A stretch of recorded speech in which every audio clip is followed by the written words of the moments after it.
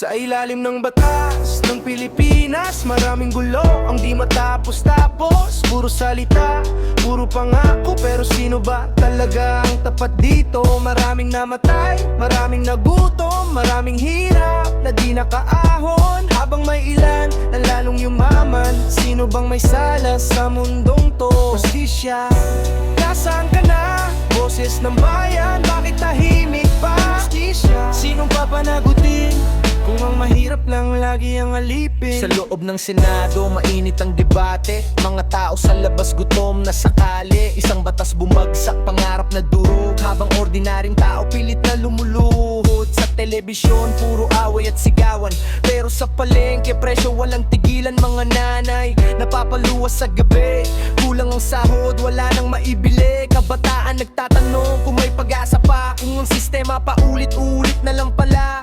Bakit ang mahirap lalong nahihirapan, habang may iilan na laging nakakalampas? Hindi ito kwento lang sa radyo, hindi ito gawa-gawang eksena sa entablado. Ito ang buhay ng taong nasa kalsada, na araw-araw lumalaban kahit pagod na. Sa ilalim ng batas ng Pilipinas, maraming gulo ang di matapos-tapos. Puro salita, puro pangako, pero sino ba talaga ang tapat dito? Maraming namatay, maraming nagutom, maraming hirap na di nakahahon, habang may ilan na lalong yumaman. Sino bang may sala sa mundong to? Hustisya, nasaan ka na?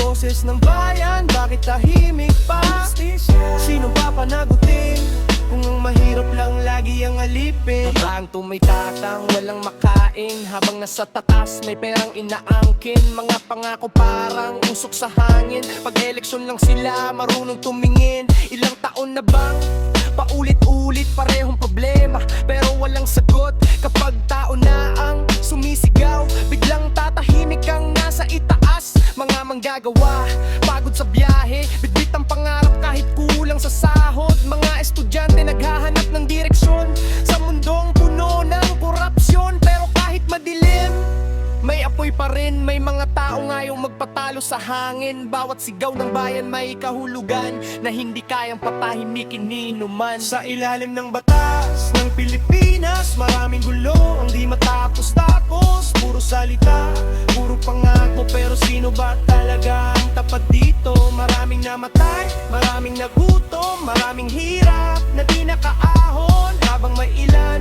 na lalong yumaman. Sino bang may sala sa mundong to? Hustisya, nasaan ka na? Boses ng bayan, bakit tahimik pa? Hustisya, sino papanagutin kung ang mahirap lang lagi ang alipin? Hindi kami bulag sa katotohanan, nakikita namin ang kampabaan. Kahit pilit na tinatakpan, lumalabas pa rin ang katibayan. Sa lansangan nagsimulang sumigaw, mga taong matagal nang napagod, hindi naghahanap ng gulo, kundi pantay na pagtrato. Ang bayan hindi habang buhay tahimik, kapag napuno sabay-sabay sisigaw, at bawat luha ng naghihirap magiging apoy na maglalagablab. Hindi pera ang sukatan ng dangal, hindi kapangyarihan ng tunay na banal.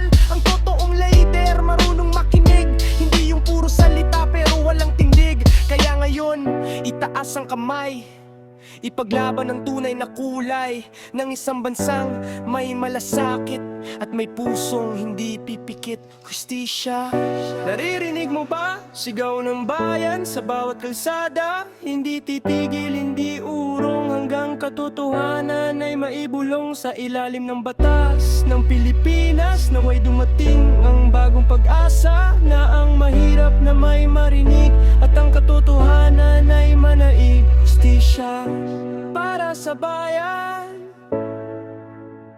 hustisya para sa mamamayan, hustisya hanggang wakas. Boses ng tao kailan may di mawawasal.